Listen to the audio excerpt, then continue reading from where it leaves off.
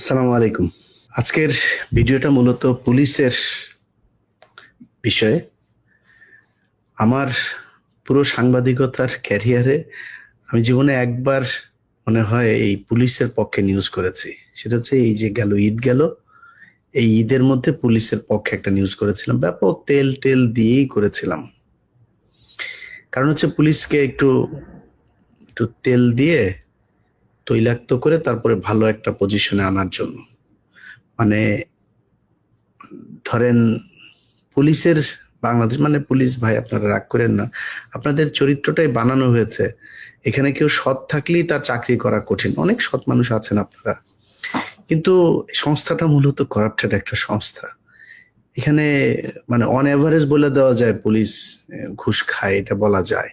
যদি আপনাদের আলোচনা একটু বেশি আসে, কেন আসে এটা বলতে পারেন যে খালি আমাদের নিয়ে আলোচনা হয়। কারণ হচ্ছে একটা মানুষের যদি সমস্যা হয়, কেউ যদি দুর্নীতি দমন কমিশনে কোন একটা ফাইলের জন্য যে তার শুধু ওইটার জন্যই কাজ, ভূমি অফিসে গিয়েছে শুধু ভূমির জন্যই কাজ, কিন্তু পুলিশ এমন একটা জায়গায় সবকিছুর জন্য আপনাদের দ্বারস্থ আমাদেরকে হতে হয়। যে কারণে আপনাদের আলোচনাটাও বেশি আসবে, খুব স্বাভাবিক। এবং আপনাদেরকে স্পেসিফিক দায়িত্ব দেওয়া হয়েছে জননিরাপত্তা রক্ষার জন্য। সো আপনার উপরে দায়িত্বটা অনেক বেশি। এটা বলতে পারেন যে একজন পুলিশ যদি ভালো হয় এবং সে যদি একজন মানুষকে সেবা দেয়, আমার মনে হয় এর চাইতে বেহেস্ত পাওয়ার সহজ উপায় আর পৃথিবীর ভিতরে কোনো চাকরি আছে কিনা আমি জানি না। আমার মনে হয় পুলিশ এবং ডাক্তার এই দুইটাই সবচাইতে খুব ক্লোজলি মানুষকে সেবা দেওয়ার আসলেই দুইটা জায়গা। তো এই কারণে আপনাদের নিয়ে আলোচনা সমালোচনা বেশি হবে, খুব স্বাভাবিক। তো আমরা অনেক কিছু জানি 5 তারিখের পর থেকে কোন কোন ডিআইজি, খুলনার কোন বিশেষ ব্যক্তি, কারা কারা কোটি কোটি টাকা, শত শত কোটি টাকার মালিক হয়েছেন, আওয়ামী লীগের লোকজনকে টাকা পয়সা নিয়ে বিভিন্ন পদে বসাচ্ছেন, ট্রান্সফার করছেন, পদোন্নতি দিচ্ছেন, এসব আমরা জানি। আমার সাথে জেলখানায় যাদের কথা হইতো আওয়ামী লীগের সময়ে, তাদের মধ্যে একজন ডিআইজি জেল খেটেছেন। খুব ব্যস্ততার ভিতরে কাজ করতাম। বাংলাদেশের সাথে সময়ের একটা পার্থক্য আছে, যে কারণে অনেকের সাথে কথা বলা হইতো না। কিন্তু নিজের পরিবারের কারো ফোনও যদি মিস করতাম, ওই ব্যক্তির ফোনটা মিস করতাম না, কারণ উনি জেলখানায় থেকে সময় পায় না। যখনই ফোন দিত ফোনটা ধরতাম, কথা হইতো দীর্ঘ সময়। কথার আগে পরে আল্লাহ মাশাল্লাহ আলহামদুলিল্লাহ, নামাজ রোজার বাইরে কোনো কথা নাই। তো আমার এদের প্রতি আবার একটা দুর্বলতা আছে, খুব ভালোবাসতাম, সম্মান করতাম। 5 তারিখের পরে শুনি শুধু মালের উপরে আছেন উনি। আরে শালা, তোর তো মানে তোর তো এখানে মেরে ফেলা দরকার ছিল। আর তুই এত বিপদ থেকে আল্লাহ বাঁচিয়েছে, এর পরেও মনে হয় জেল থেকে বেরিয়েছিস, এটাই তো জীবনের সবচাইতে বড় নিয়ামত হওয়া উচিত। টাকা পয়সা এমনি খাওয়া লাগবে? জমি কিনছেন, ফ্ল্যাট কিনছেন, জমির বায়না দিচ্ছেন, এলাহি কারবার। এগুলো কিন্তু আমরা জানি।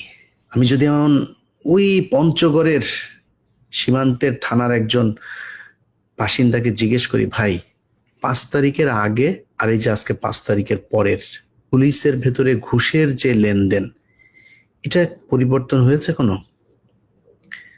আমি একদম নিঃসন্দেহে বলে দিলাম, অনেক মানুষ আমাকে জবাব দিবেন যে ভাই কিছু কিছু ক্ষেত্রে আগের চাইতে ভয়ঙ্কর অবস্থা। কারণ আগের যারা ছিল, 5 তারিখের আগে যারা ছিল, তারা তো অলরেডি খেয়ে টেয়ে পেট টেট মোটা হয়ে আছে। ছেলের নামে, ছেলের বউর নামে, মেয়ের নামে, জামাইয়ের নামে, মেয়ের শ্বশুর বাড়ির নামে, নানান জনের নামে টাকা পয়সা, বাড়ি গাড়ি করে, জমি জায়গা কিনে, ব্যাংক ট্যাঙ্ক সব বোঝাই করে এরপরে বিদেশে পাচার করেছে। তাদের পেট অলরেডি মোটা। তারা তখন ওই হজ টজ করে এসে এখন একটু সম্মান টম্মান কমানোর জন্য এলাকার মানুষজনদের ঈদে যায়, জাকাতে শাড়ি টাড়ি দেয়। কিন্তু এখন যারা এসছেন 15 বছরের অভুক্ত, ভুকা নাঙ্গা, ওনারা এসে যা পাচ্ছেন তাই খাচ্ছেন। কে বিএনপি আওয়ামী লীগ কি কোনো দেখা দেখি নাই আর। তারপরে আমরা চুপ করে আছি, পুলিশকে একটু সুযোগ দিচ্ছি। কেন দিচ্ছি জানেন? কারণ আগের মতো ওই যে দাড়িওয়ালা টুপিওয়ালা লোকজনকে ধরে নিয়ে যায় না, এখন আর ক্রস ফায়ার হয় না, গুম হয় না, খুন হয় না, বিএনপি জামাত করার কারণে কাউকে ঘর থেকে বাইরে যেয়ে থাকতে হয় না। এই কারণে চুপ আছে। এবং এই ভারতীয় আধিপত্যবাদ যেটা আর আওয়ামী লীগ, এদের বিরুদ্ধে আপনারা কাজ করবেন। এই স্বপ্ন থেকে আপনাদের অনেক কিছুকে আমরা, কারণ রাতারাতি তো সম্ভব না। আমি যদি এখন বলি যে সব ঘুষমুক্ত হয়ে যাবে, কোনো জায়গায় হবে না, শুধু পুলিশ হবে এটা মনে করার কোনো কারণ নেই। দেশটাই দুর্নীতি দিয়ে ছেয়ে গিয়েছে, এটা সেই শেখ মুজিবের হাত ধরে এই দেশে ঢুকেছে, এখনো আছেই। কিন্তু আমরা যেটা চাই সেই জায়গাটা কি ঠিক আছে? আপনাদেরকে যে এত কিছু ছাড় দেওয়া হবে, কেন ছাড় দেওয়া হবে? বাউফল থানার ওসি, সেই বাউফল থানার ওসিরে আমি একদম তার প্রমাণ সব সহ সেখানে নিউজ গেল, গরু চুরি করাচ্ছে সে মানুষের দিয়া। খোঁজ নেন এলাকায় যায়, আইজিপি পর্যন্ত তার সেই নিউজ আমি পাঠালাম। সে ওসি চ্যালেঞ্জ করে, এলাকার মানুষের কাছে চ্যালেঞ্জ করে, তারে নাকি স্বরাষ্ট্র উপদেষ্টাও নাকি তারে বাউফল থানা থেকে সরাইতে পারবে, সে নাকি এত বড় পাওয়ার নিয়ে আছে। তো সে ওসির এখন পর্যন্ত সরানো হয় নাই, কিচ্ছু বলি নাই। ঠিক আছে, ওসি তো তারা সরান নাই, ওকে ঠিক আছে, ওসি আর কি করবে এক থানার ভেতরে।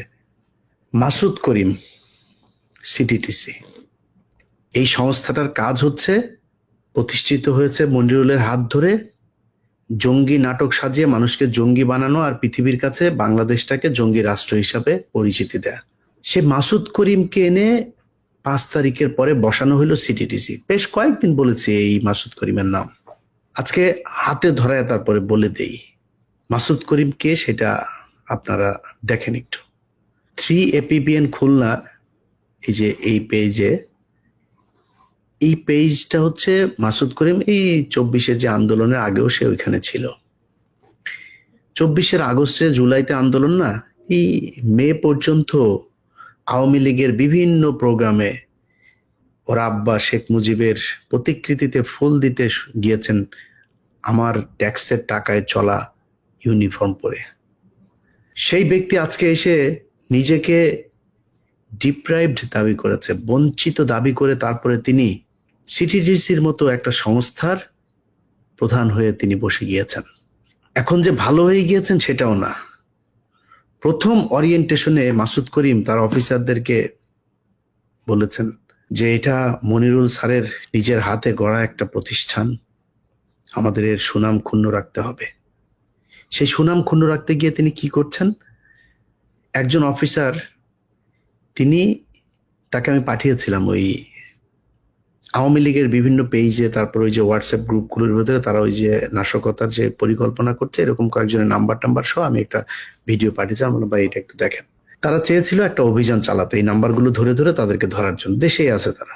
মাসুদ করিমের কাছে যখন পারমিশন আনতে গিয়েছে, মাসুদ করিম তাকে বলেছেন যে ছাত্রলীগ ধরা আমাদের কাজ না, উনি শুধু জঙ্গি ধরবেন, বাংলাদেশে প্রচুর জঙ্গি ধরবেন উনি।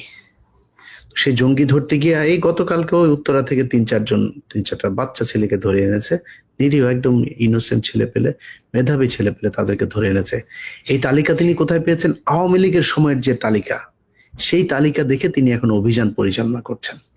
সেই মাসুদ করিম আপনার শেখ মুজিবের জন্মদিন 15ই আগস্ট, শেখ মুজিবের স্বদেশ প্রত্যাবর্তন দিবস থেকে শুরু করে মুসলমানি দিবস, সব দিবসে গিয়া তিনি এই ফুল টুল দিয়ে আসতেন।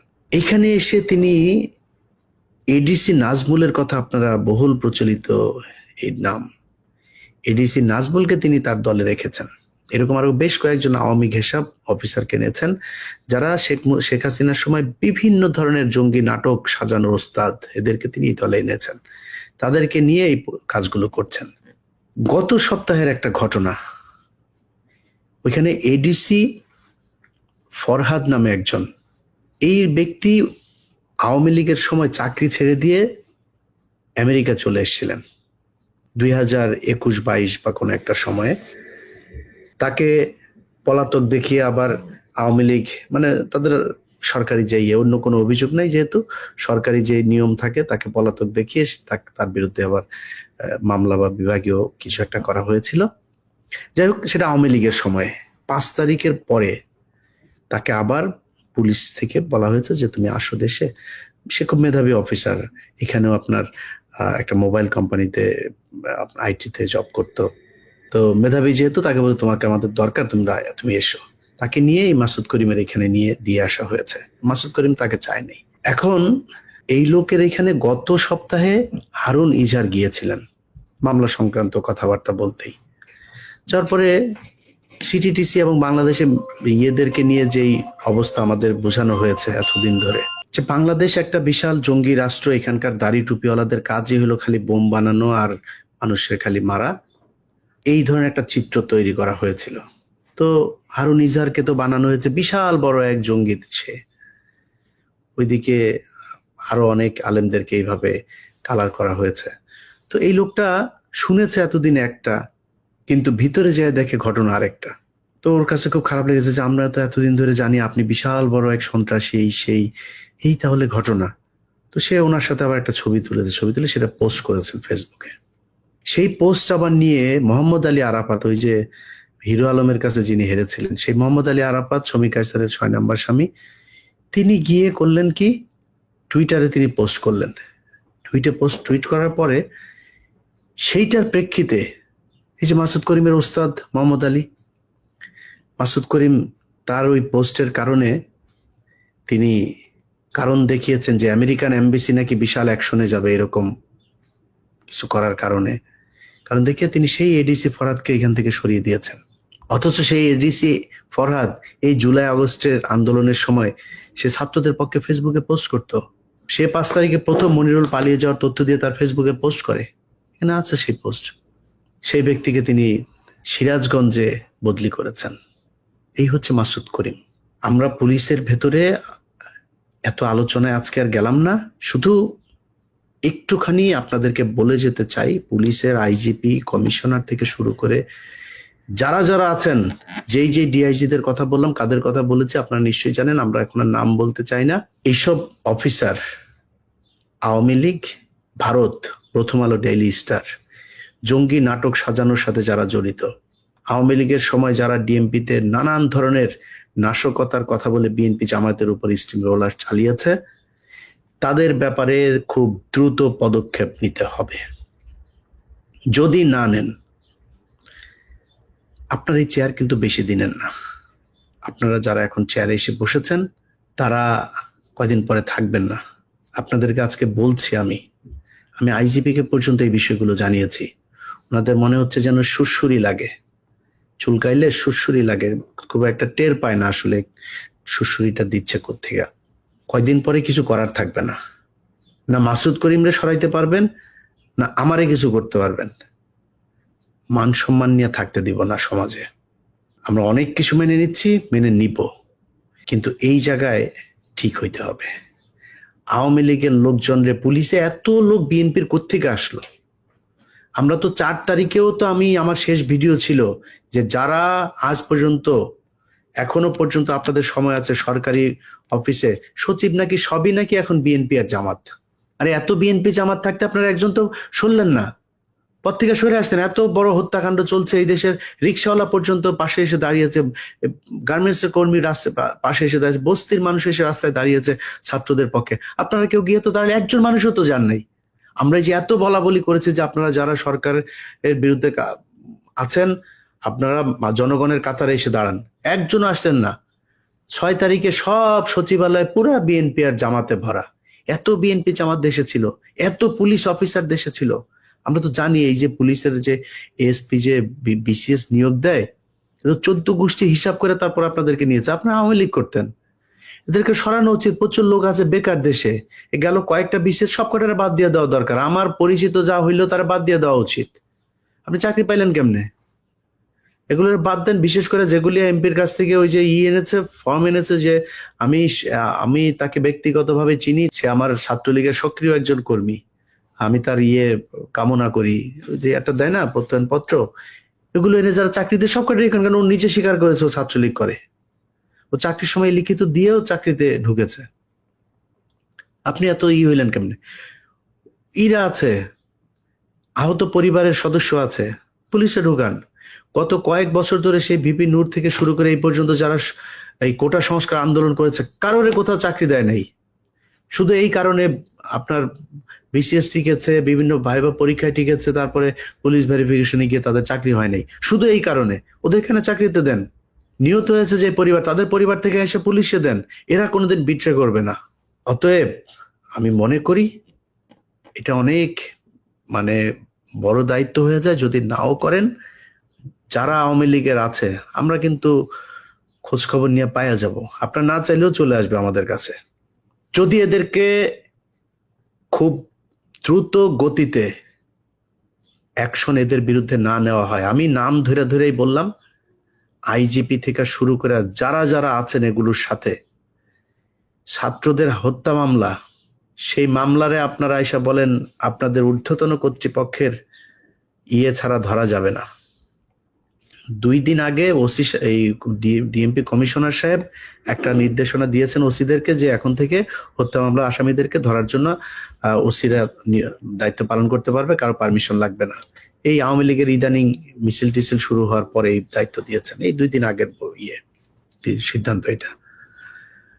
অতএব আমরা আপনাদের ব্যাপারে অনেক ছাড় দিব।